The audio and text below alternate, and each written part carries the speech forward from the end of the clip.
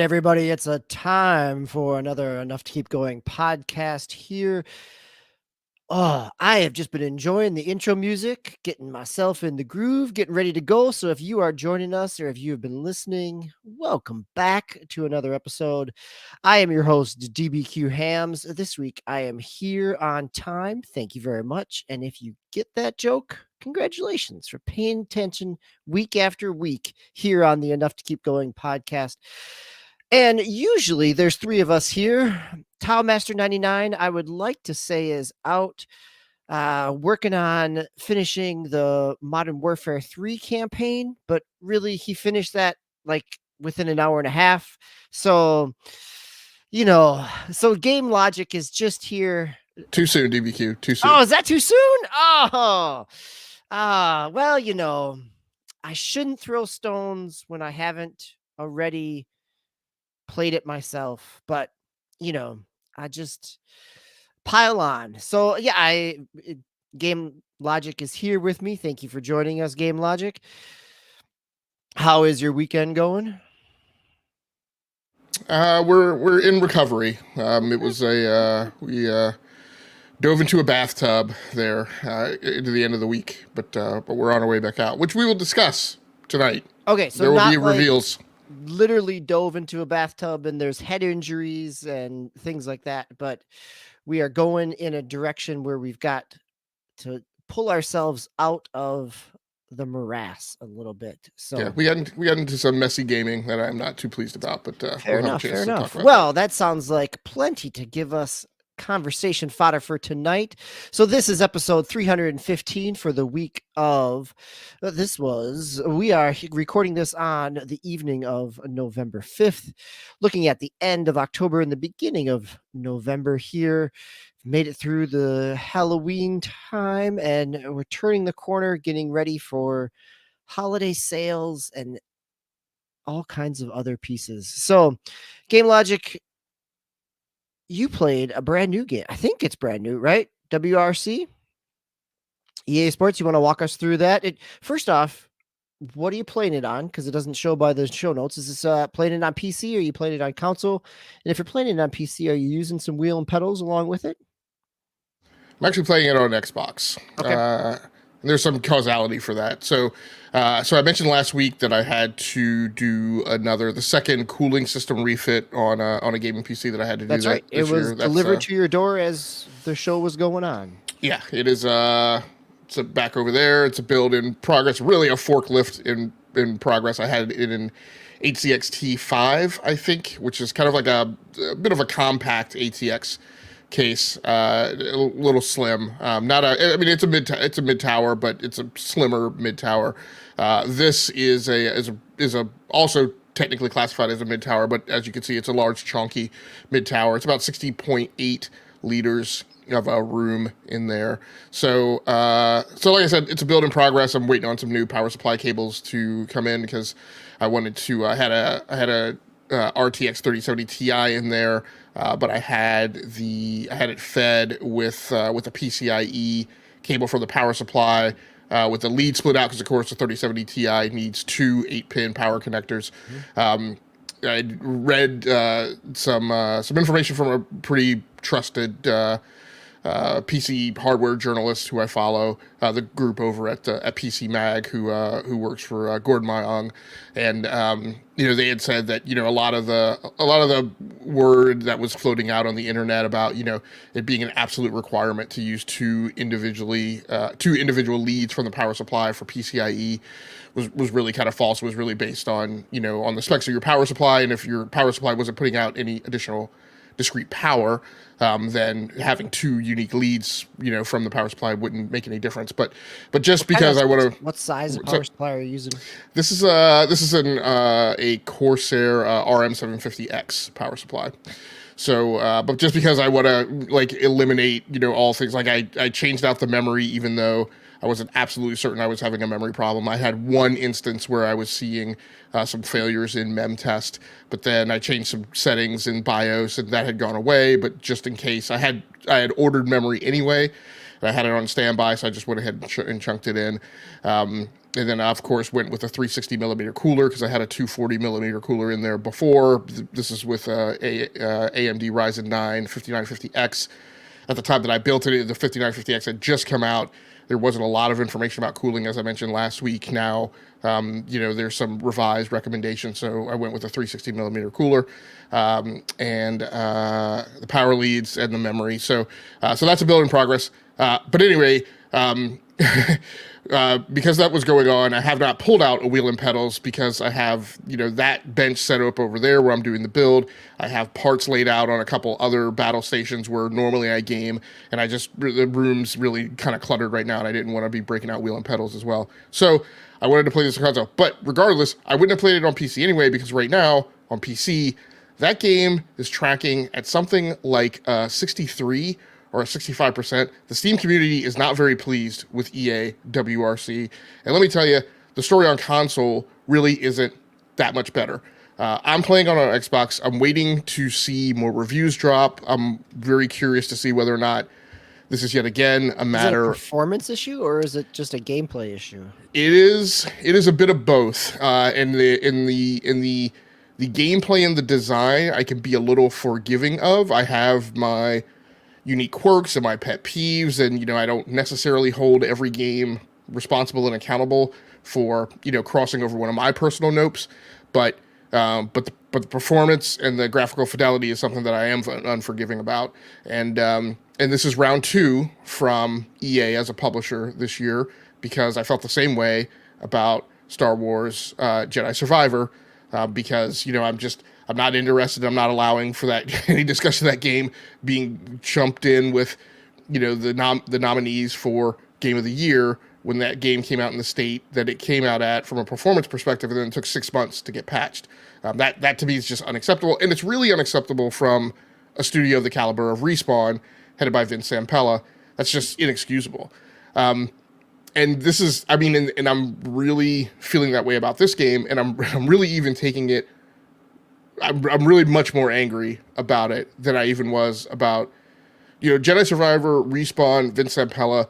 That's a matter of kind of industry knowledge and lore and understanding the background and the pedigree of that studio. But Codemasters and the WRC series and racing games and driving simulators, that's something that's their own pedigree, right? Right. Legacy here. And it's very personal, right? Because that is in my wheelhouse, right? The Codemasters acquisition by EA was something that I was okay with, because I was like, okay, this studio is bar none kind of like the number one racing simulation studio in the industry, minus like some of the like iRacing and some of the really out on the edge, PC stuff. But talking about mainstream games, between Criterion, Turn 10, Playground Studios, Kyloton, I think, is the KT Racing, who is the team that used to do the WRC series. It turns out they're actually working on the new Test Drive Unlimited. I was very surprised that they got that license from Atari. But and then Codemasters, right? This is like the number one. I think if I didn't mention Criterion, I should have mentioned Criterion. This is like bar none like my favorite racing game studio. They bought the guys who did Project Cars a few years before they were acquired by EA. This is, they do F1, they do, what we call today Dirt, which I glommed onto back when it was called Colin McRae. This is their third release with EA, right? We had Grid Legends. Well, we had F1. Dirt 5 was under the EA label, right? Was actually the first one, I think. I don't know. Maybe it was just the first next-gen one. Yeah. So, and then we had F1 22 and 23, which were both EAs. So, and now this one. Yep. So, like I said, the game has problems. It has, like, I was playing it last night, right before I went to bed. I played it for maybe an hour and a half, 2 hours of my session last night. And I was actually nauseous when I shut it down. It has frame rate stutter all over the place. It has hitches where, like in a racing game, in a racing game where, like, I'm used to playing racing games on PC, I'm used to playing in excess of 120 frames per second at 1440p. This is a game that on console, and this is a next gen only game, right? There is no weight of accusation for, well, they were trying to optimize it for the older sets of hardware. This game is only on the Xbox Series and on PlayStation 5 on console. And it has hitches, like in the course of a 3 kilometer to 5 kilometer stage, it will hitch two, three, 4 times sometimes. I mean, like you're in the middle of a turn and the game will momentarily freeze, like long enough for you to be very conscious of it, and then pick back up. And then in addition to that, frame rate drops all over the place, clipping all over the place, clipping like in the menu screen, like there's nothing going on, right? So this thing has frame rate stutters, like as you're panning the camera in the garage. So in the game performs. I mean, it performs worse than Dirt Rally 2.0 definitely does on PC.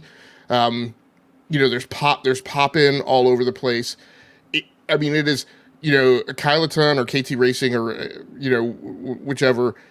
They're a small studio not backed by a major third party publisher. I mean, in this game plays worse than WRC 8, 9, 10 or Generations.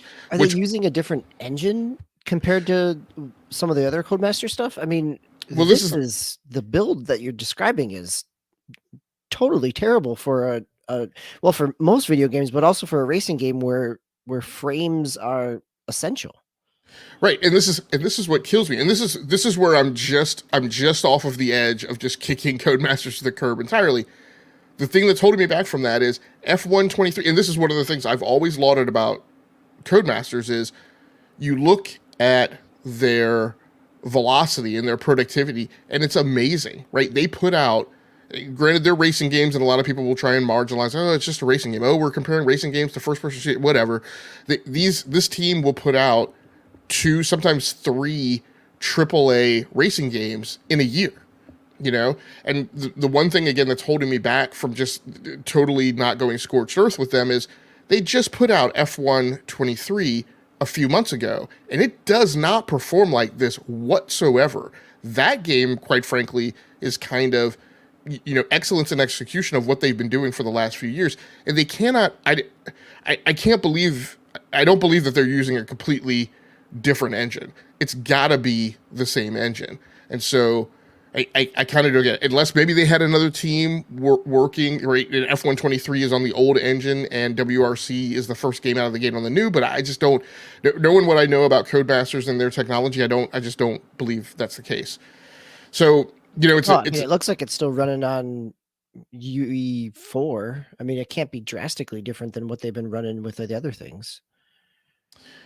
Yeah, so I mean, maybe I owe it to dig into that a little bit more. I haven't, maybe since they became part of EA. I thought that they used their own proprietary engine, but maybe this one's running on Unreal or something. I'm not exactly certain. But I just, again, for so you're correct. So I'm looking, well, at least from what I'm digging through here, right? They were running the Ego engine. Is the proprietary Codemasters engine, and now for this one, it's running in Unreal Engine 4. Yeah, are you sure it's 4, not 5? I mean, I am checking a Wikipedia entry, so I will. Okay. But yes, it does list 4 rather than 5. Okay, so regardless, I just look, this team performs at a pinnacle to me. That's just, I'm not going to give them a pass for switching engines, and for that matter, I mean, if they were going to flip engines, and so I don't know what the point of that is. I don't know if the point is that they're warming up to do a later flip to UE5. I guess I would ask the question, why aren't they just using Frostbite? Like if the game was going to come out this badly, I might actually be more of a mind to just go ahead and let them use Frostbite, since it seems like what teams are doing now is what they should have been doing the whole time, which is they are building out individual toolboxes and utilities for the particular studio, for the genre that Frostbite is being applied to. And so you're getting less and less of the rabble that you hear about, oh, Frostbite's horrible. Well, now Frostbite's not necessarily horrible. It's just you didn't have the tools and the models and the utilities that were needed to apply it to that specific genre. And it seems like this year teams have gotten their arms wrapped around that. NHL, that team's using Frostbite and has, bent it to, its application there. But like I said, it's just my expectations from that team are so much more. They've done so much better work. And that's the performance. On top of that, there are just some weirdisms where, I've talked for the last few years about what they've been doing with Formula One and kind of why I love that career system, that career campaign model. I'm not exactly certain why they didn't just take the F1 stuff and replicate it to WRC. It's like they took parts and pieces of it, but then not the whole thing. And so they have some really weird things. Like you go into the campaign and it is the same kind of weekly structure, but they handcuff you and they say, hey, you can only pick one of these events. Whereas in F1, there are more events than you can possibly get done in the span between one Grand Prix and the next. And so so part of it is this kind of puzzle game where you mix and match and pick, what am I going to do? Out of 6 events, what are the 2, 3, 4 that I'm going to do to maximize my improvement before I go into the next Grand Prix? But this game tells you, well, you can only do one of these things. And if you choose the one that is not what your brand sponsor wants you to do, then that doesn't make them happy. I'm like, well, then why did you bother giving me the other choice? And then on top of that, it's also not very intuitive on what things you are actually allowed to do and what things you aren't. For instance, it gives you an opportunity in that week span. Say you're not going to do a target event, you're going to do another event. That's a race, but that race requires you to have a different car. So you go into that event. It says you need a different car, but if you do that, then that's the only thing you could do this week. So then so I'm like, okay, so if I buy the car, can I participate in the event, or is buying the car a discrete transaction that locks me out from the following week? And that's not entirely clear. Then that can, buying a car could take you over budget. There's some minimum budget that you wind up expending just to own a car, which I don't really like. You spend $100K every week just to own a car. So like, it's just, there are numbers of steps in the campaign progression that aren't entirely clear. Right now I have auto repair turned on. In other dirt games, when you have auto repair turned on and you go into the repair screen and you click it, it tells you, hey, you have auto repair turned on. You can't make choices, but it will show you what the engine crew is going to repair. This one, it just grays auto repair out. So I'm like, is auto repair on? Is it not on? Like, even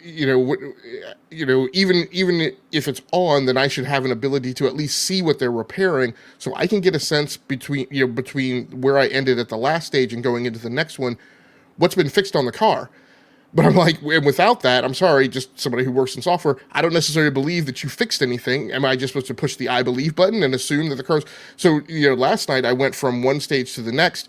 I couldn't get into the repair menu at all, theoretically, because I have auto repair turned on. But then I go to the next stage, and the same damage, the same body damage that I'd seen, because my rear fender was left, kind of flapping off the back end, that was still unrepaired. I'm like, okay, normally I repair all body damage, right, in the stage. It takes such a minimal amount of time. Why in the world would they not have repaired that bit of body damage? That makes me suspect that there's a bug and auto repair didn't actually work. And that's part of the thing, is being able to visually see what they've repaired is kind of like debug code, right? It lets me know that it's actually working, but I can't tell. So, there's multiple instances of things like that are just kind of, not necessarily intuitive, or things that are broken. There's no mini map, and I'm like, okay, and so I would swear, I'm not absolutely positive, I would swear that I had seen a mini map at one point, but then I started monkeying around with the difficulty scale, and I scaled it up, and then there was no more mini map. I was like, okay, so does the mini map go away when you scale difficulty up to a certain level? But then I scaled it back down. The mini map never came back. So I'm like, does this game not have a mini map? Is the mini map broken? In a rally game, in a racing game in general, a mini map is kind of an essential thing, but in a rally game, it's really essential. Like, it's something you're really dependent upon. Is that there's not a clear track that you're, right? Like, right. This is not a closed loop here. Yeah. Right. I can take that you took the mini map out, but that is something that's warrants an explanation, right? For somebody understand that you have people playing your game who've been playing your game for decades, and then all of a sudden, in a single iteration, you're going to pull the minimap out without talking. So that's the type of thing. There's just a very in some. I mean, in many cases, there are changes that were implemented in the game that I can't tell whether they were careless oversights or cavalier oversights. And I don't know which one of those I land on being forgiving of. I don't know that I land on being forgiving of any of them, given, this team's experience. So, that's just for us. There's when you end a stage, certain rally games, when you cross the finish line, they just stop. They go into the end race animation and you're done. Certain rally games, when you cross the finish line, they actually make you, as part of the simulation, they actually make you taxi to the marshals, which is, a few hundred yards down from the actual finish line so that you can clear the car out from the cars coming behind you, that type of thing. In many cases, there's no indicator. Like, sometimes the marshal is a turn, right? It's not a straight shot. There's no indicator from I went up past the finish line and got to a T where there was a left branch and a right branch. And I'm like, I have no idea what side the marshal's on, and there's no visual indicator which one there is. So, like I said, it's just, it's a shame. It's because this is, so KT Racing had the WRC license last year when they did WRC Generations. That was their last iteration with the license. It flipped this year. WRC, and this is something I need to dig into and find out too, EA WRC was not supposed to be out until 2024. For some reason, it's out early, and I don't know why. And maybe it was because they needed to work out these kinks and get the thing out on the street and let people pick at it. I don't know, but because it was a surprise announcement, right? When EA WRC was announced that it was coming out this year, it was after GDC or after TGS, one of the two. Like, most of the major holiday announcements had already been made, and this was the last thing that came out. And so I don't know whether or not the team tried to push it out early. I don't know if they were overconfident. I'm not sure. But, I mean, it's been a long time since I have been... if two things. If I had been able to play a demo of this game, I wouldn't have bought it. And two, if it wasn't for, the refund policies, right, the way they are on digital storefronts, I mean, I would return this game. It definitely needs more time to baking in the oven. It'll be interesting to see if they put a patch out. But, the difference is with Jedi Knight or with Jedi Survivor, a lot of people said, I'm going to put this game away until a patch comes out. I didn't feel that way. I played the game right, however and whenever it came up on my rotation. I wasn't dependent on a patch. I was unhappy with it, but I didn't feel like I needed to put the game aside until a patch came out. This game, I don't want to touch this game or be bothered with it. I don't want it in my windshield until I find out the thing is patched. I'm not going to be checking every day to see if it's patched. I'll check, every couple of weeks or just whenever I have to be on my Xbox. And there hasn't been any communication in terms of timeline of patch expectations? I haven't, no. I mean, I haven't dug to see that announcement. Like I said, the Steam community has pretty much trounced the game. And the thing that I'm also disappointed about is I see the first vestiges of reviews that are coming up that have popped up, in the aggregator on Metacritic. And I'm like, and I'm seeing 80s and 85s. And I'm like, look, and some of these are from some, at least the Xbox reviews, at least one or two of those are from sites that are Xbox brand aligned, and they're never going to put out a bad Xbox review. And I'm looking at them, I'm like, look, if you guys are doing this because of brand alignment, you're doing a disservice to customers and consumers. And really, when I'm going to give it some soak time, but I'm going to go back and check on reviews. And if I see these 80s and 85s, I'm going to pointedly track people down and say, I want to see game clips of your gameplay. Because if you played the game and you didn't see these stutters, frame rate stutters and hitches, and things like that, and I played like the introductory rallies and saw the hitching, but then but that's all like introductory stuff. Then I actually started like really playing into the meat of the game in the first championship season. And the first major race that I played was at Ibiza. Ibiza is a cliffside race. It's got more geography going on in the background. It's got a lot more detail. The third race of that thing, I mean, it was noticeable frame rate and hiccups like every 3 seconds, right? And then the hitching, right? The complete freeze before the unpause was like every 15 or 20 seconds. Like, it was really bad. And it's because you're racing on a cliff. if as you pass by other mountain ranges and stuff, and it's got water effects in the background and things like that. I mean, like, there's in my mind, there's no way that somebody played that game, the same game that I'm playing, and came out of their mouth with an 80 score or above. Ugh, what a just. I mean, for a developer that's got a great legacy, to have this be your experience, it's disappointing. And it sounds like, and we've all worked through some jank at different times with different games, but this sounds to like a complete level of just, if this wasn't a big, well, I guess as you said, right? Like, this feels rushed out to a certain degree. Like, there's a lot of pieces here that needed more development or another pass in QA, or just refinement, optimization potentially in terms of the frame rates. But yeah, So DBQ, I wanted to ask you. So this is the bathtub that I mentioned. I was okay, like this bathtub was bad because here's where I am, and some people have felt this way, like about Destiny and about other things. I've often talked about how I don't go in for like the religion and the evangelism and like certain ways people approach games. But look, Codemasters and their racing, that's the closest that I've ever been. Like, this is the pinnacle. This is the team that's on the pedestal.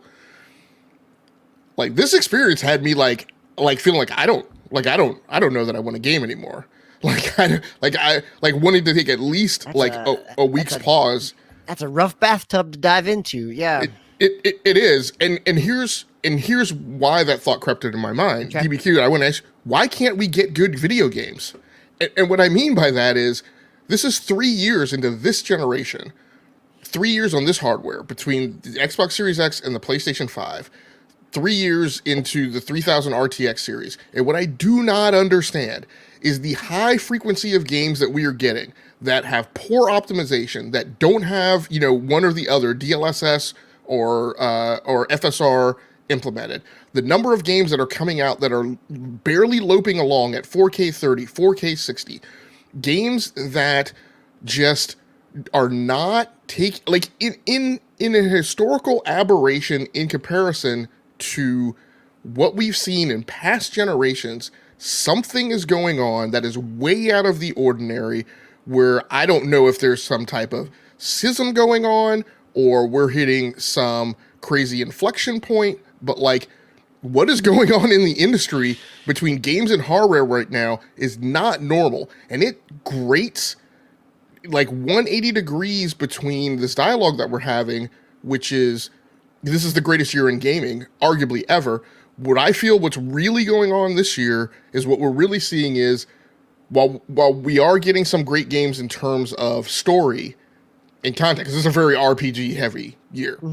That's yep. Number one. Like, if you talk about the amount of content we're getting that is highly story focused versus highly graphically performant, it's like the quantification of that metric is like, yes, way right. Like, out. This is not pushing the fidelity. This is pushing the storytelling and, kind of that aspect. Yeah, this is not Doom Eternal. This is not Crysis. This is not games that we've got where, like, does it run Crysis? Let me go run out and buy buy a PC, buy a thing to upgrade. Because that Todd Howard business about Starfield, let me chuck that right out the window and jump up and down on it and stop it and kick it in the corner. But so that's my question. Like, why are we not getting games that, we use this term, that game's next gen, this game's not next gen, and this is the first. And it's a line and a phraseology that I can't stand, because I'm like, don't tell me that. Like, describe to me what you mean. But seriously, I'm at a point where I'm like, we are not getting next gen experiences right now, in my mind, at all. And I mean that across both console and PC. Oh, yeah, this could be a fun one to unpack, right? I think that this could be a really interesting, because I have thought of this similarly, but coming at it from a different vector, right? Like, yes, people are talking about this being such a strong year, but it also feels like at the same time it is, and this is where the technology piece comes in, I think, is we are at a point where there is this kind of conflict between the uh, game development ability and the economics of game development. That, like, I think you're absolutely right. Like, there are a lot of games that have been released this year that have not, that needed multiple more passes, that were pushed out maybe too soon, that, that were trying to do more than, and also trying to do more than what the box is capable of. Like, in some ways, like, you're what you're building on the PC end is greater than the 2020 box. Series X, PlayStation 5, they were 2020 boxes, which were spec'd in 2018, 2019, right? Like, more or less. So we're already 5 years past where this is at. And you're at the same time, we're we're seeing what was promised in terms of 60 frames per second and 4K, and what is actually what those boxes can do. And there is not necessarily, I think, the development time allowed to optimize that in a way that previous generations have had the ability to. That, we are 3 years, 4 years in terms of a development cycle for this generation. And you're right, we are still seeing things that feel like they're limping along. That the idea of running 60 and 4K on a current box is was a nice marketing tool, but I don't know that that's actually, we're going to hit that in the same way. So I think that I agree with you in terms of, we are, as an industry, we're struggling in this direction, and whether that's because of the accelerated push into the technological end of it, the graphical fidelity end on the development side, but also at the same time, there's not the willingness, or even the corporate capacity to spend the time to optimize in that direction. So I think that's kind of where I'm landing with this. Like, because I have been thinking about this. Like, it feels like in some ways I find myself longing for generations past. And maybe that's just because you know, I'm old and I'm getting cranky in my age. But it also feels like the whether it's the sustainability of the size of a team, whether it's the ability of how long these games take to develop at this fidelity, and all those things, can they support not only the number of people in the studios required to build at that definition that we're looking for, but also at the price point and monetization that we're willing to accept. Yeah, no, that's good. Look, I know, and I know some people are going to hear this and they're going to say, "Oh, well, what about Spider-Man 2? Well, what about this?" And like, look, we are getting we are getting examples of high performance games, right? But I will also say, when we look at those things, like, there's definitely some magic going on in terms of hitting certain marks of speed, where if you don't look very closely at it, you don't notice that there is the dip in graphical fidelity, which I expect and I understand. But there's sometimes also that's on the ragged edge of, like, acceptability. But I And think, that's also a game that's developed on one platform, right? Like, I think the other challenge of this is, when we're talking cross-platform pieces, the ability to optimize in the same way is not possible. yeah, yeah. I think, when people come along and they say, well, what about these examples? What do you mean? We are getting great games. We're getting this. We're getting that. Like I said, we take a step back and look at the bumper crop, right, and really run some metrics and notice that, what we're getting are games that are, like, pull off, stick the landing, because they're not super dependent upon high speed frame rates, right, in their execution, right. We don't have, we say it's the greatest year in gaming. Not a lot, that doesn't include a ton of, like, super intense first person shooters, too many multiplayer games that are pulling off, new, incredible things. But I think more so where I do have a certain amount of conviction of what I'm saying is that what it feels like right now is when we do get great games, it's not consistent. Whereas what I feel like, you know, games used to come out in my mind and have a certain baseline of expected performance, right? And it felt like games hit that, games would get above it. The games that were down, like in the dirt, unplayable, unacceptable, raised a lot of questions, I don't know if earned is the right term, but would get a lot of flack for the team and what they had done. Like those games seem to be standouts and exceptions, and you could point at those in a year.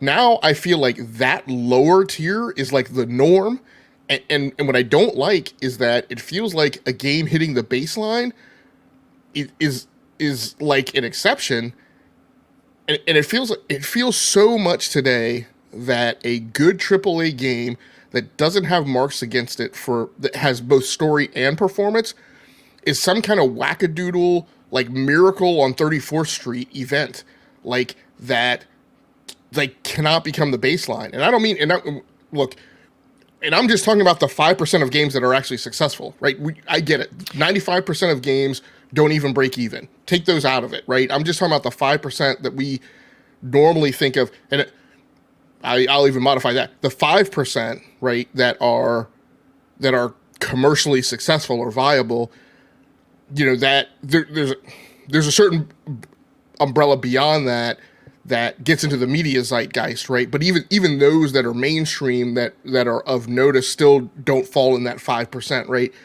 But what I'm saying is that even in that 5%, like again, Star Wars Jedi Survivor, right? I am certain was commercially successful, right? And probably did well for EA. That game in my mind is not acceptable in the way that it came out and in the way that the team responded. The Tilo remake on PC, I'm sure it's going to wind up being commercially successful.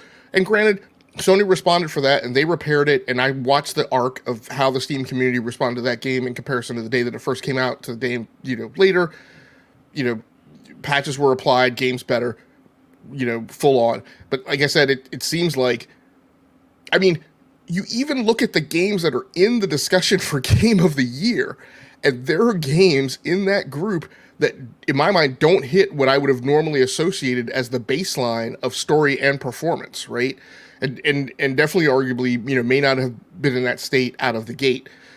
So, whereas I would have said, okay, well, that's the baseline for even getting a nod towards Game of the Year. So it's just I feel like there's a definitive, unquestionable, descriptive fact of that. Like the industry is in a weird place that does not reflect this historical norm. And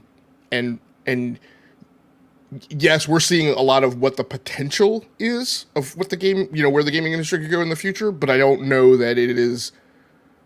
I don't know it's as miraculous a year as I think we've been led to believe or contend.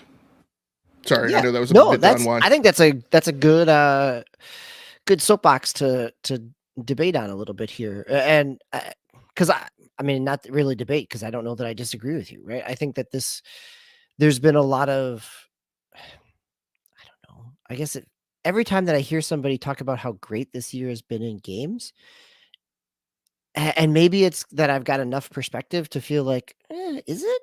Is it really right? Like compared to historically, like it may feel really positive, but how many of these, when we look back in 5 years from now, how many of these are going to be oh yeah, these are landmark games. And that's not to take anything away from what's there, right? Like we've got some really solid games. I think Baldur's Gate 3 is one that has that potential to be one of those landmark games. I think Tears of the Kingdom or Tears of the Kingdom, right? Like that's doing something and it certainly has some frame rate issues, that's for sure. But it also feels like and I'm the one who was gushing over Spider-Man 2 and Super Mario Brothers Wonder, right? Like there's a lot of solid things there, but also comparatively it feels I don't know, it feels overhyped to say that this is one of the best years in gaming when we're having this same situation, right? Where we are constantly in the middle of trade-offs of performance and stability and continual patches. And, I think all those pieces, it it'll be interesting to see what that shakes out with as we get into the end of the year, and even more so, I think really what it means going forward. I think you combine what you're talking about, game logic, with what we've seen week after week in the second half of this year in terms of studio size, reductions and layoffs and mergers and all of those pieces. It's not like there's a increased willingness on the developer end to push more money in to fix some of these before they get released. And what that means, like, those are two pieces that are eventually going to come crashing into each other on the consumer end. Yeah, and I should say when we say developer, we really mean publisher, right? In Yes, most cases, it because they're should the be. ones pulling the Yes, strings. thank But you yeah, for it's clarification. yeah, it's man, as much as I have a sky is falling, impending doom, just one more pebble knocked over will be the straw that breaks the camel's back. I have skewed away from any notion that this is like that there's a scent of the gaming market crash of 1983 in the air. I don't think we're near that, but there's definitely similar dynamics going on, right? That's like you said, like at some point it's going to theoretically it's going to hit some type of cataclysmic event, and again, like how many more cyberpunks are we going to allow to happen, right? How many more Starfield's like Well, how many more Redfalls, right? sure, Like right? Like, and even the cyberpunk piece, like, if Phantom Liberty is in that conversation and one of the best gaming experiences of the year, it's only possible because they've spent 3 years working on it past release, right? So, Basement Arcade, thanks for popping in here. One of the best years. I would agree that 2017 was a really solid one. And yes, there's been a lot of good indies. I think, again, I love the fact that we are getting some solid games. I am glad to hear you talk about this year being a really solid year. And thank you for taking us off our grumpy old men aspect here in terms of the challenge. I still, I don't we're know. I mean, it, I still want to say that we had the report this week of, or not the report, but we had one of the saw the chart this week of gaming investments over pre-COVID, post-COVID. We're seeing that, like, venture capitalists and investment into gaming is back to where it was pre-COVID. And you see the spikes come up in 2021, 22, and now kind of drop back down to those levels. And I think that gets back to that challenge of the industry, right? This is not a crash. This is just kind of we are not as, there's still more for us to do. What were you going to say, Game Logic? No, I think it's a question of the state of where the consumer bases are and the consumer demographics are, right? I've probably could be accused of throwing shade. I have this running dialogue of that it is a risk and a danger to the market for people who this rising demographic of consumer who is only concerned about low cost of access, right? That has the potential to create an issue, right? As suppliers are incentivized, right, to go after that demographic. But by the same token, I've mentioned it in years before. I think that there's a risk from the mainstreamer as well, right? Meaning the person who is who's all AAA, doesn't play enough indies. Right? And I don't mean just that person, but the way in which money is only funneled to the AAA games, the big budget games. In years past, I think in months past, the difference that I'm picking up on is there was a point where there was a bow wave where that was pushing production costs higher, and you were getting people getting to 4K 60. You were getting studios to remarkable visuals. you were pushing on these story elements as well. But now we see where that bow wave is pushing on suppliers, but like I said, they're not hitting those apogees of gaming delivery in the same manner with the same frequency. So it's like gamers are cranky when something is substandard, theoretically, maybe sometimes, but there's also enough things that we give a pass that now I don't necessarily know that every studio is increasing its production costs, but we're not necessarily getting a bumper crop of things that are that much better, you know? I mean, No, I do. I mean, I feel like, as Brep said in the previous message here in the chat, like there's a lot of solid indies. I feel like the games that I am really feeling positive about this year are more at the indie level because they are scoped in a way that allows their development to hit where they're trying to be, right? Like that it's not trying to push that level that you're talking about. Like whether that's a storytelling experience, but also the fidelity and what it's doing within its engine. It isn't trying to be all things to all people. and that's good, except when you have things like the studio that did Callisto Protocol who wind up folding because their game didn't hit the commercial success that it needed to, when Harebrained Games has to part ways with Paradox. And I mean that, and Yep. and schlep their way out of Israel into the desert, which is not a safe place to be, right?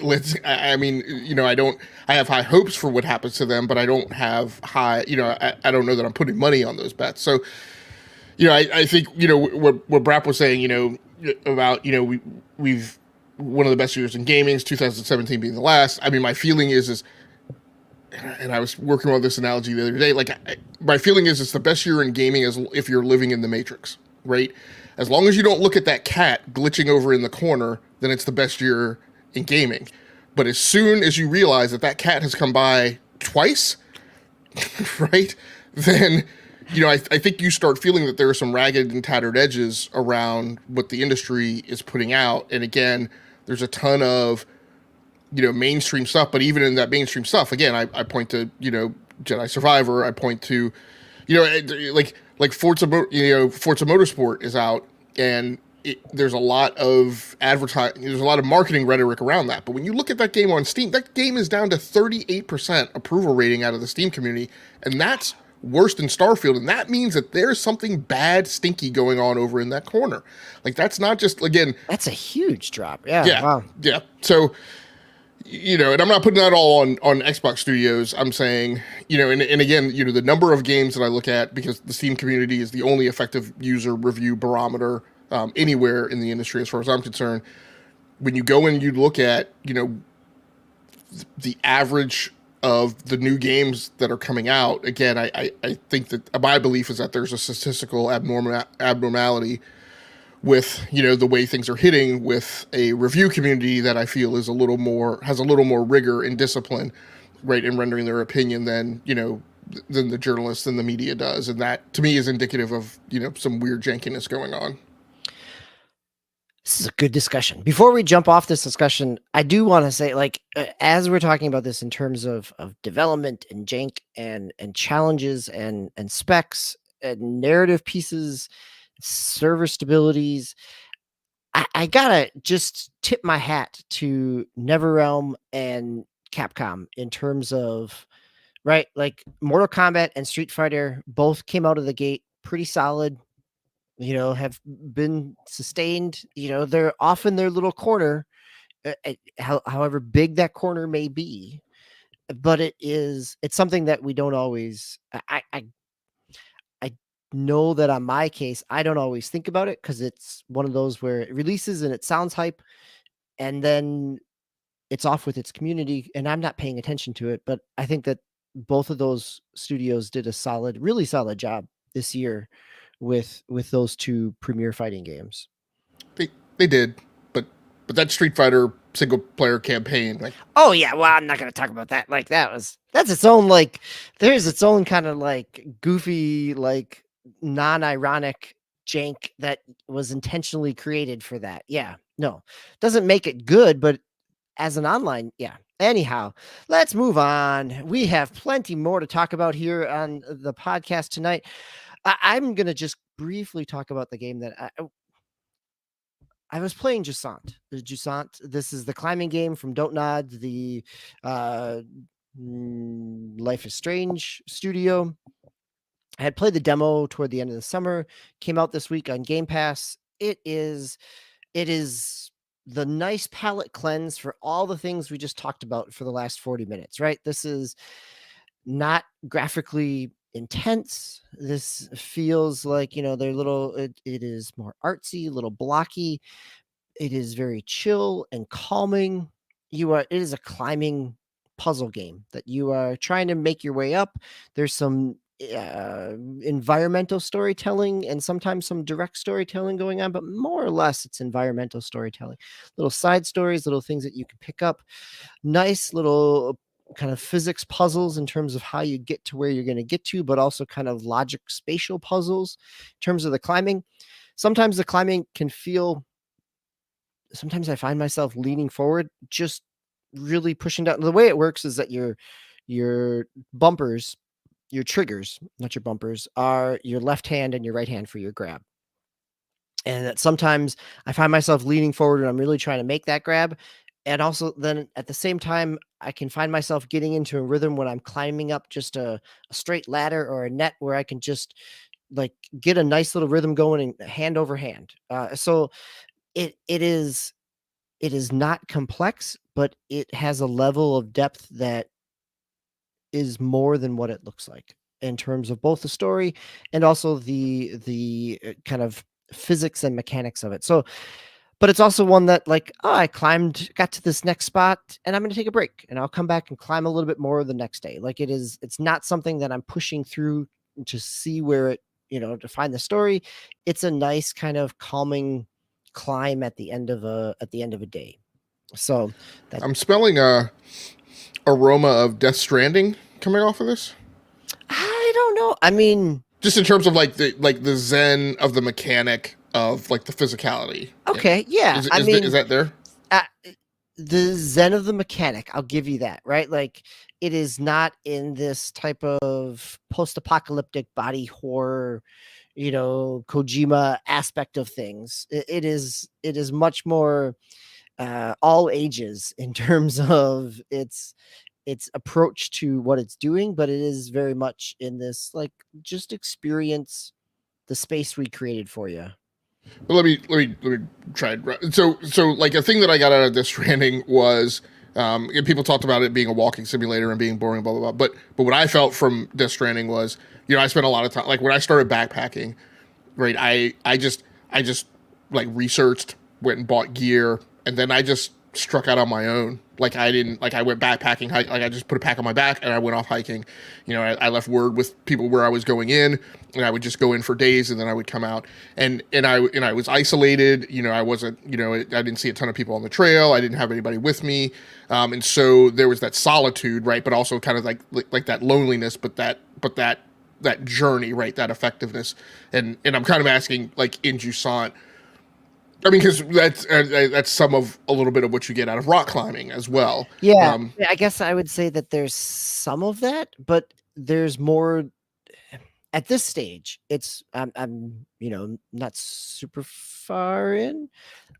It's still pretty linear. Like there are some side paths to go down that you have options on, but in order to keep making your way up, there are still only a few spots. Like it is not simply just here's the wall, find a way to climb, right? Like go off and strike off on your own and see what you can find. Like there are specific areas where you are trying to get to. It is not as telegraphed as a Tomb Raider or Uncharted in some cases, but there are definitely some of those same pieces. So okay, so it sounds like it's not as exploratory as no, as it's more Death Stranding. Puzzle than exploratory. Yes. Okay, gotcha. Right. Yes, there is this kind of isolated loneliness, solitude that where you could maybe get some whiffs and seasoning there, but in terms of the gameplay, it is much more of a contained puzzle than a exploration kind of aspect. Okay, gotcha. And Brap mentions in the chat, the sense of isolation of Death Stranding was impactful to me emotionally, and mentions oddly allowed me to connect with Sam Bridges. Yeah, that's a very good point. Thanks, Brap. Okay, so one of the games that was a big release this past week, which neither one of us are playing, is Alan Wake 2. Again, we've got a news story about it here. Game Logic, not necessarily about Alan Wake 2, but around Remedy and their studio. Do you want to take us through that news story? Yes, and my news stories will be quick tonight since we spent so much time pulling apart, trying to solve all the industry's problems. Remedy's Max Payne, this story over on PC Gamer by Andy Chalk. Remedy's Max Payne remakes and Control spinoff are now in production readiness, but the success of Alan Wake 2 might be in there still a long way off. Alan Wake 2 is Remedy's big project of the moment, but it's far from the only thing the studio is working on. Today, as part of its most recent financial report, the company shared a look at how its other projects, including a sequel to Control and remakes of the first two Max Payne games, are coming along. Basically, this is about how their focus is on Alan Wake, the launch of Alan Wake 2, and attending to consumer feedback and things that are coming back. But there are other projects that are in the hopper, are making progress. And of course, as soon as Alan Wake 2 is kind of a little bit more behind them, they will turn their focus to that and proceed with maximum velocity to proceed forward.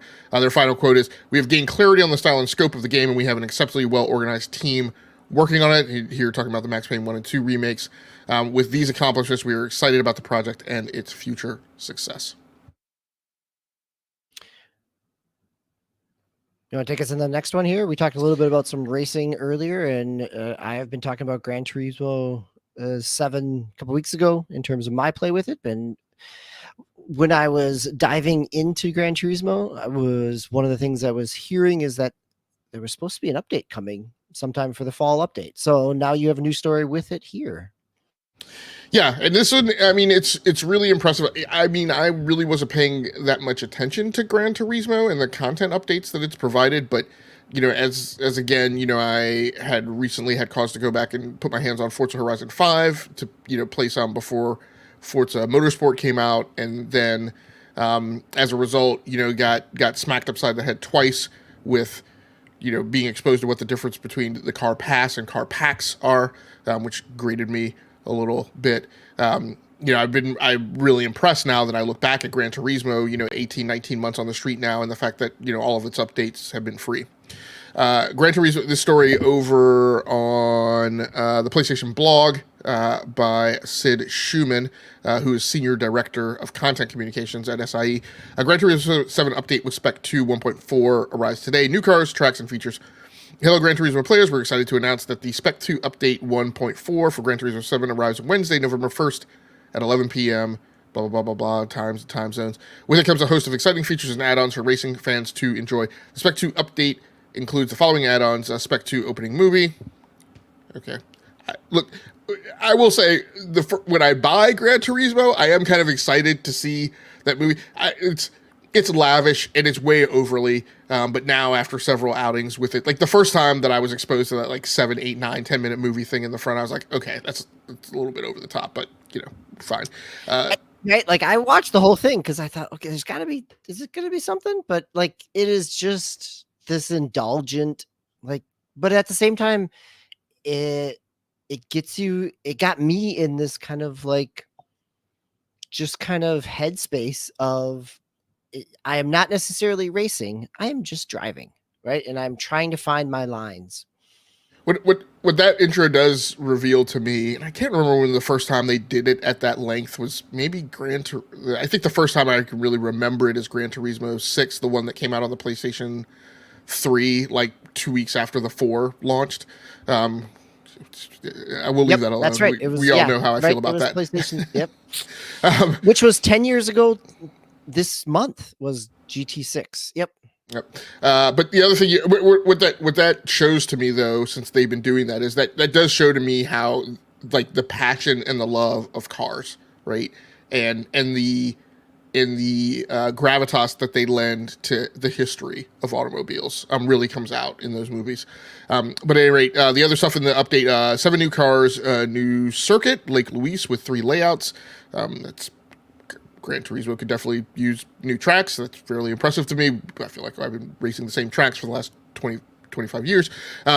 New cafe, extra menus. Oh boy, more cafe, more time in the cafe. My favorite thing in the Gran Turismo campaign. Update to World Those Circuits. characters are so vividly animated. I don't know what you're talking about. Like, I hate the cafe. Update to World Circuits Gran Turismo Sophie, who was an AI driver agent. 50 challenges added to licenses. We all know I love the licenses. Paddock added to the multiplayer menu. Four-player split screen races on the PlayStation 5 only. Speaks volumes when we hear every other week about people and their problems with the Series S and split screen. Features added to photos and scrapes and updated GT menu dashboard. So not a huge amount, but what makes everybody perk up is what's the only thing that we really care about in racing games is new cars. 7 new cars added this month. So pretty neat thing. This goes along with other content deliveries that they made, which is the big one that I remember is when they rolled out like the thing does like 6, 7, 8 now variants of graphic resolution and frame rate, which is super impressive to me. And look, I call out those differences, with the Xbox racing games, not necessarily to say that, those Xbox racing games are a failure, but to point to just how we see, the care and feeding of a racing franchise, that in Ford's customer base. I think Forza Horizon 5. I mean, to be quite honest, like now that I've seen Forza Motorsport, I'm just going to firmly take the Xbox Racing crown and hand it to Playground Studios, which seems unfair because Turn 10 builds the engine, but we're no longer giving credence for that, and I'm just going to put the crown in Playground Games' hands. Forza Horizon 5 is still, doing great. We won't talk about the recent problems I've had on PC, but it is clearly like where the care and feeding is going now. And does the stuff that it needs to do. So it's nice to see that, now you have, flagship racers where I don't know that could have always said Gran Turismo is getting the type of content that Gran Turismo 7 is getting. So it's nice to see that step up here in this iteration. Yeah, no, it's definitely on my list of things that I'm going to look for during holiday sales because I laid off it and hadn't played it when it came out and how thin it was and some of the other comments around the car prices and everything else. But between these updates and what I've been playing over the last couple months, there's a lot to like there. And as you say, kind of comparing it with what's out right now, whether it's the struggles in some of the Codemaster pieces or the kind of structure in some of the Turn 10 pieces, not Turn 10, but in the in the Turn 10 pieces. So, talking about struggles. So let's move into the other news story that I have this week is, as first reported in Bloomberg, we've got layoffs at Bungie. There were about, about 8% of the studio, about 100 and some, 80 some people. Let's see. But I think and also we got updates on the rumored delays in terms of both the final shape, so the ultimate final expansion for the current narrative in Destiny before they move into whatever comes next, and that Marathon is looks like it's being pushed back to 2025. So that is some of that is related to, I don't know. So some of this isn't a surprise. We've talked about layoffs on this podcast plenty in a number of other studios, the eventuality of some of this in terms of where the industry is at. I think we hear kind of the combination here. Interesting piece for me, and this is like following the Destiny community in the middle of all these, where I haven't necessarily followed the communities of the other games that have been impacted by the other studios that have been impacted by this. Like the shock and surprise that comes with this, it feels somewhat out of place from some of the Destiny community people. Like, yes, I think the way that it sounds like it was communicated or not communicated to Bungie employees, in terms of people having things disconnected that they learned about, layoffs from social media, that there's many of those types of the way it was handled, but the fact that it happened doesn't feel that surprising. It does, we do have the kind of follow-up story initially reported over at Jason Schreier at Bloomberg, then picked up by another other places. Paul Tassi over at Forbes, who's been a longtime Destiny writer, commentator, kind of analyst, talked about a number of other pieces here that this is not kind of, internally there's not the finger pointing at Sony. Again, Sony had purchased Bungie last year. That this is, the way that this was communicated, and also that the kind of estimates on where Destiny 2 was hoping to be at. They're about 45% down from their estimates, based on kind of the performance of Lightfall back in February, and the lack of continued player engagement, or the drop in player engagement, which has impacted some of their revenue pieces as well. And so you've had people within the company also be talking. You had executives within the company also get out on X and talk about part of it related to the lack of engagement and the drop in engagement from the player community. And so that is my news story. I think it is not surprising, but also I think it makes it very difficult to talk about a lack of player engagement, and the player community talking about the reason for that lack of engagement is the current state of the game that they're wanting people to engage with, and laying off employees, as we talked about earlier in this, like, doesn't necessarily make the production of the next thing that you want people to engage with any easier to produce. Game Logic, looked like you were about to jump in on something. Well, it's rough. I mean, my overall assessment is, look, we know that team has ballooned to be almost twice the size of where Destiny 2 was. Before it hit, pick whichever tip over point you want to pick, right? Probably on the approach path to which was the DLC where Cade got killed. Forsaken. Yeah. Yep. So we know since then that team has just continued to expand. And I mean, look, at a certain point, like I said, they're a huge team. They were a huge team, 800, 900 people.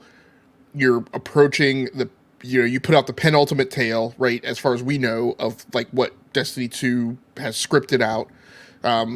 We don't know what's coming next. I might argue that I don't know that they know what's coming next. And Destiny 2 has hit its goal. And I'm absolutely certain that there's some wavering in there, right?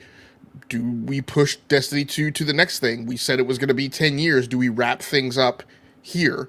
Is it time to do a pivot or a shift?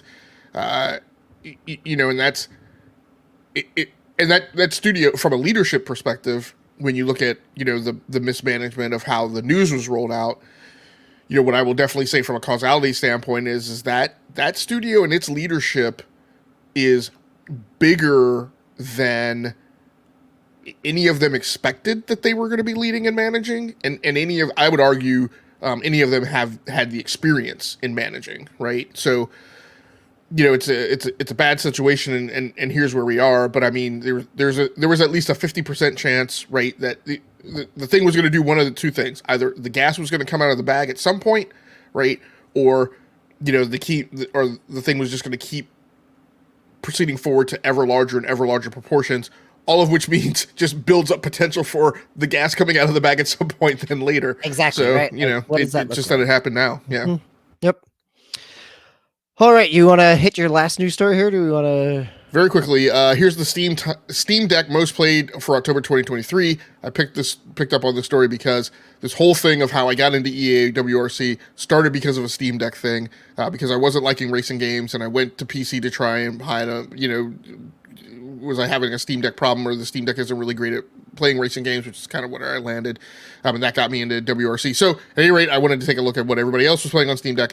I think the things I'm going to point out here that are most remarkable to me are the types of games that I am amazed people are playing on Steam Deck, and play it well on Steam Deck. So Baldur's Gate 3, Cyberpunk 2077, Starfield, Red Dead Redemption 2, Elder Scrolls 5 Skyrim Special Edition, Diablo 4, Witcher 3 Wild Hunt, Hogwarts Legacy. Really caught me off guard. But my whole point is that there's tons of smaller things on here that you would kind of expect. Vampire Survivor, The Binding of Isaac. I would put No Man's Sky back on the large side. Bertato. So there's tons of kind of smaller stuff that you kind of expect that people would play on the Steam Deck. But what I think is really, when we look back at the history of the Steam Deck and how remarkable it was, what really stands out is how it became a venue for these really large scale games, really incredible games that people tell you need to go build a 3080 with an AMD Ryzen 9, right, to go play. And yet here's this little dinky Steam Deck, right? And that's how people are playing the game, at least while they're on the go. They probably have a 3080 Ti, right, in an AMD Ryzen 9 as their main rig. But then they use the Steam Deck to take these games on the go, and that's really impressive. Yeah. Yes, it is. And so you're talking about a couple other games on the go with some Switch play this week as well. So why don't you take us through some of the other things you've been playing this week? Yeah, it's pretty remarkable here as I look at the rundown, and like we are all on some type of on-the-go platform. So I have not been playing a lot of my Nintendo Switch in the last, year or so, and kind of wanted to definitely get back to it. I wanted to spend some time with Nintendo Switch Online, and I wound up playing some Xevious and Dig Dug, which they're games. Xevious was fairly interesting. I actually don't have a history with Xevious, and it was the isometric one. It is top down, but what's interesting is it's actually you have Zacon. Yep. Yeah. Oh yeah. You have both a direct fire weapon, but you also have air to ground missiles, right? Kind of like Mavericks, I guess, is the closest thing that I would equate them to. And so you're taking on both airborne and ground units. And your I'll call them Maverick missiles. Your Maverick missiles have a limited range, right? They don't just go on infinitely forever like your direct fire air weapons do. So it just creates kind of this combined arm tactical problem, because you have enemies flying at you. You have some that are very fast, but then you have some that are slower, but then fire at you. And then you have units on the ground as well, which initially they start off all stationary, but then they also then you start getting some moving ones. Which creates a problem because your Mavericks they're just direct fire weapons. I guess probably I should call them maybe rockets. But at any rate, it's just neat, and then I played some Dig Dug, which I wasn't as happy with Dig Dug. I felt like the graphical fidelity even on a Nintendo Switch, it didn't even feel like what I used to play in the arcade, which was just kind of really weird. But the big fallout of this was I tried using my 8-bit Do controller, and it connected to my Switch, but it doesn't support. I realized it doesn't support every game in the NES arcade, and I was like, so I'm going to stop using that. And then I was like, maybe I need to find another one. I saw the Super NES or the NES controllers. It was actually kind of funny. Nintendo pops a ad up that basically says, "Oh, hey, you're playing your NES arcade. Wouldn't you like 2 NES controllers?" And it gives you a QR code. And so I went to the store and I would have bought them, but in a weird thing, like. Because I'm just a person who, from a security perspective, I'm just very particular about like methods of payment, and I prefer using PayPal or some other means that obfuscates my credit card number. And you can't use PayPal to purchase hardware on the Nintendo Store.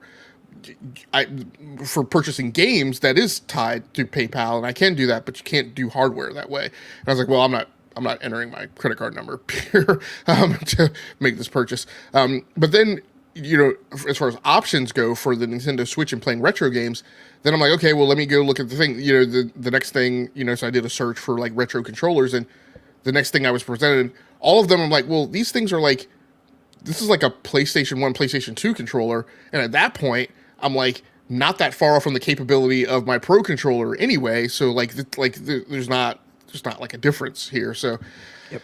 I just dropped it. I'll just use my current, my Joy-Cons and my Pro controllers, but I had a good time playing those games. There's tons of stuff in the arcade now.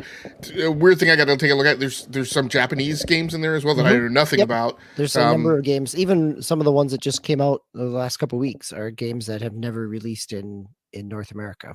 Yeah. Yep. Just makes it really nice that we're going to carry that stuff with us to the Switch 2 or whatever it is. So yeah. No, I after giving Master a hard time about his decade-old game that he's talking about, here we are. You're explaining like the mechanics of 1983 Xevious in terms of ground and air attack. But right, like there's still engagement and some fun to be had in those things. This is the same week. It's fun that you were kind of went down this rabbit hole a little bit, because this is the same week that I pulled out my NES Switch controllers and my Super Nintendo Switch controller and charged them back up and kind of got them reconnected to kind of dive into some of that, as well as we head into some holiday breaks and some things like that. So Sniper Elite 4, I think I remember you talking about this on the Switch before, but have you played it on other consoles? Again, this feels like such a odd placement to have on Switch compared to not only the input, but also the size of the screen and the fidelity. Yeah, so I did play this in docked mode, and as we know, while those things may seem strange fits for the Nintendo Switch, I continue to play PC ports on Nintendo Switch as my main thing, just because I'm not really a Nintendo like first party type of content type of person. And still weirdly enough, there are some things that are available on Switch that are not Steam Deck compatible, are Steam Deck verified. And at the end of the day, the Switch, particularly this week, when I went through the whole racing thing, like I just don't like the ergonomics of the Switch, of the Steam Deck in handheld playing racing games. I was just not able to tune the onboard controllers the way I wanted to, but I also found that just even when I switched to an Xbox controller and put the Steam Deck like on a dock, just the low frame rates just make racing games just like not a great experience. And somehow the Nintendo Switch, even though it's theoretically not as performant, racing games seem to play smoother on the Nintendo Switch. But at any rate, I was playing this actually in docked mode, and like I said, yeah, like I continue, like my favorite thing on the Switch to play is PC ports. So I had a good time, with this, with the kill cam and all that kind of stuff. And the toughest thing about Sniper Elite 4 is just it takes a lot of patience. But I will say, the feeling that I got out of it today was, I was like, this is like Hitman for people who don't like Hitman. So it was kind of like it requires patience, but it doesn't require the care and delicate balance and like supreme like patience that like Hitman does. Like I feel like you can make a mistake and then choose to go ham, in Sniper Elite 4, which like you just can't do with Hitman. So in that aspect, it's liberating. And yeah, maybe I could play this, on a high-end PC or some other things, but the Sniper series, while it's fun, isn't necessarily like the pinnacle of like first-person shooters and sneakers. So I'm okay. I feel okay playing that on Switch and saving my high-end PCs and consoles, for other content. So, but yeah, had a good time with it. Obviously, I'm going to enjoy it in portable format. I actually ordered Sniper Elite 3 Ultimate Edition, which has like all of the Sniper Elite 3 stuff, with the DLC content as well. So I ordered. I kind of want to, I know Switch is going away, but I still want to round out my physical library. I'm really hoping that Switch 2 has backwards compatibility with the physical copies as well. That would be huge. But I figure, even with the Switch 2, I have an OLED and a regular Switch now.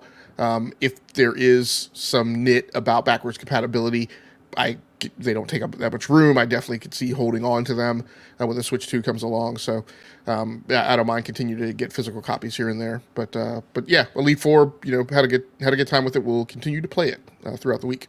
Nice, nice. I would just be shocked if there's not some backwards compatibility aspect there.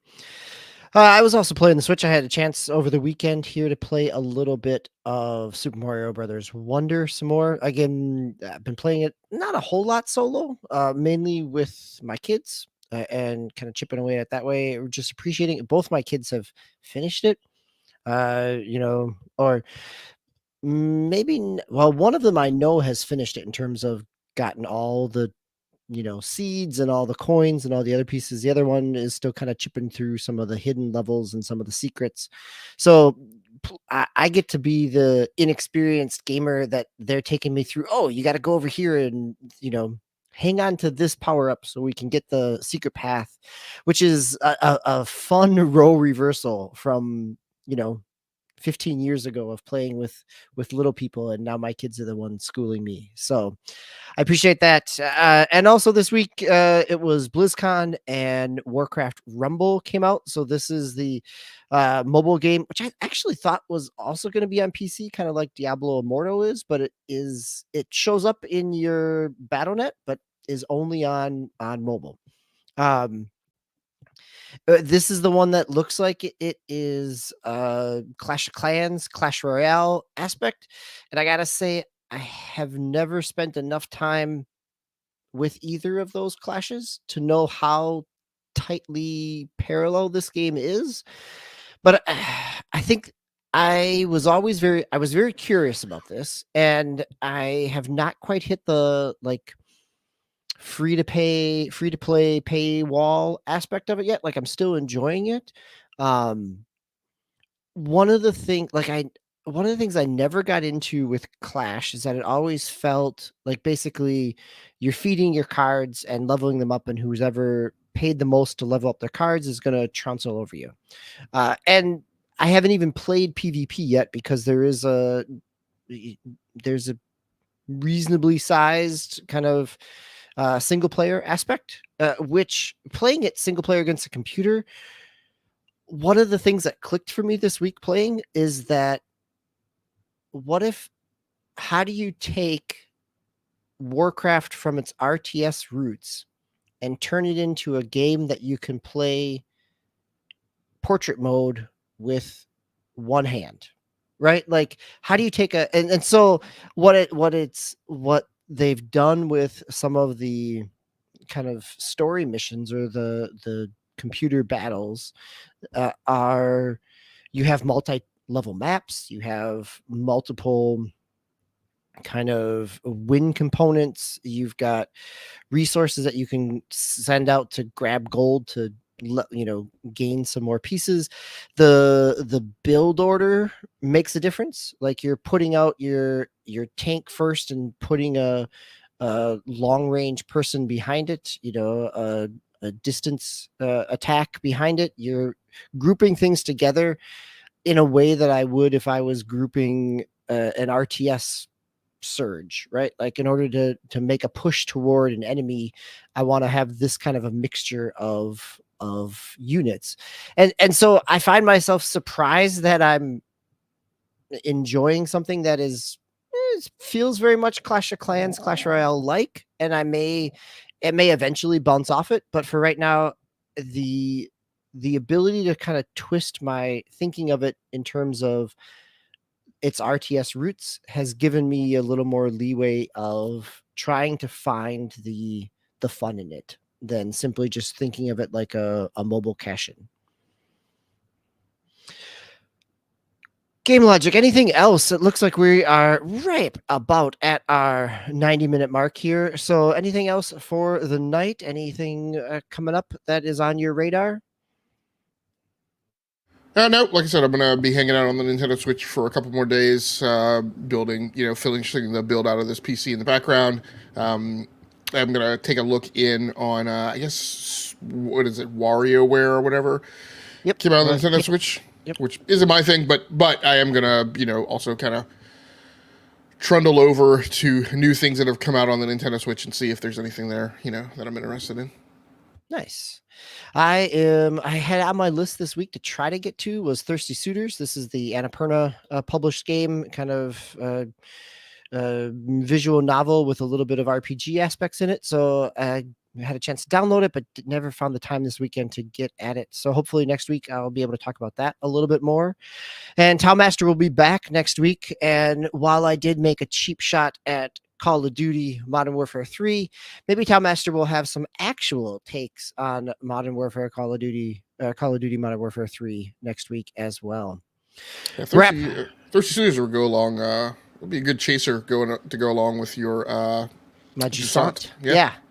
Yeah, very much kind of some chill games there.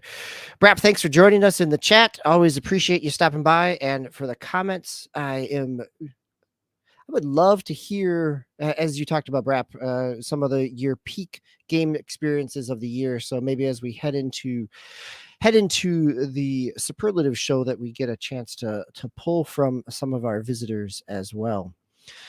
All right, everybody. Thank you for joining us, whether you've been here live like Brap has, or whether you're stopping by and viewing us either video or through audio. Thank you for listening and viewing. We are always glad to have you. Please come and join us every week here on the Enough to Keep Going podcast.